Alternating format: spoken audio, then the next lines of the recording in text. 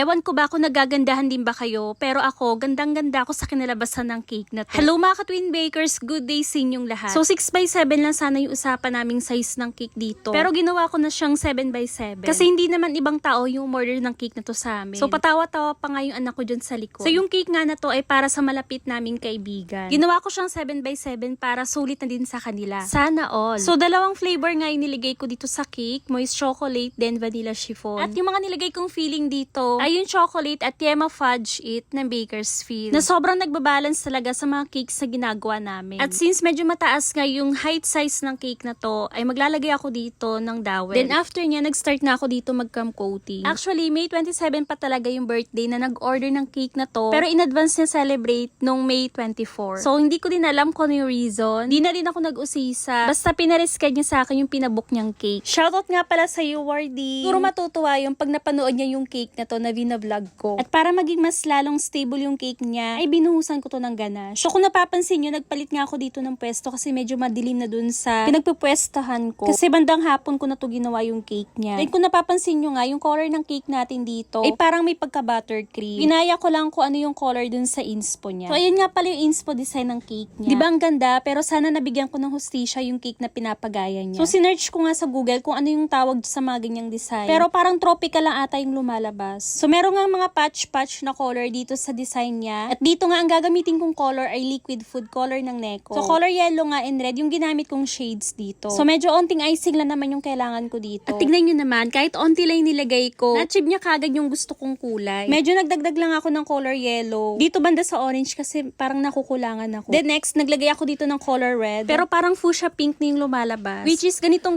kulay yung kailangan ko dito sa cake. Nung okay na ako sa pagmimix ko ng mga color dito, gumamit ako dito ng spatula para ipahid dito sa cake. So random nga lang yung pagpapahid ko dito na icing. Kasi ganito naman yung nasa inspo. Syempre, yung gamit nga pala nating na icing dyan ay walang iba kundi si Whip It. Anyways, para nga pala ma-achieve yung ganyang color dun sa pinaka-base ng cake, na parang buttercream yung color. Naglagay lang ako ng color yellow and pink, pero that lang talaga. As in, onting-onti lang. Then, nag-request nga din pala siya sa akin, nalagyan ko daw ng cupcake banda dito sa itaas. So, same color nga lang din yung nilagay ko dito. Then, pinipe ko lang siya ng password. So, fast forward na nga, hindi ko pala na-click yung camera. Nag-a-attach na ako ng mga flowers dito. Sabi ko pa nga sa kanya, baka hindi ako makakita ng parehong-pareho dun sa pinasa niyang pic. Pero sabi niya, okay lang daw, kahit ano na lang daw na available sa akin. Pero buti na lang, nakakita ko ng mga flowers na malapit dun sa pinasa niyang design. So, naglagay nga lang din ako dito na number 30 kasi ito din yung request niya sa akin. Ang last detail nga ng cake na to, ay naglagay ako ng mga gold leaves. At ito na nga yung kinalabasan ng ating cake. Advance happy birthday, Warding. Sana nagustuhan mo yung cake mo. So anyways, meron din nga pala siyang tweet. Advance happy birthday din sa Yume. So yun lang guys, sana nagustuhan yung cake vlog natin for today. Thank you so much for watching.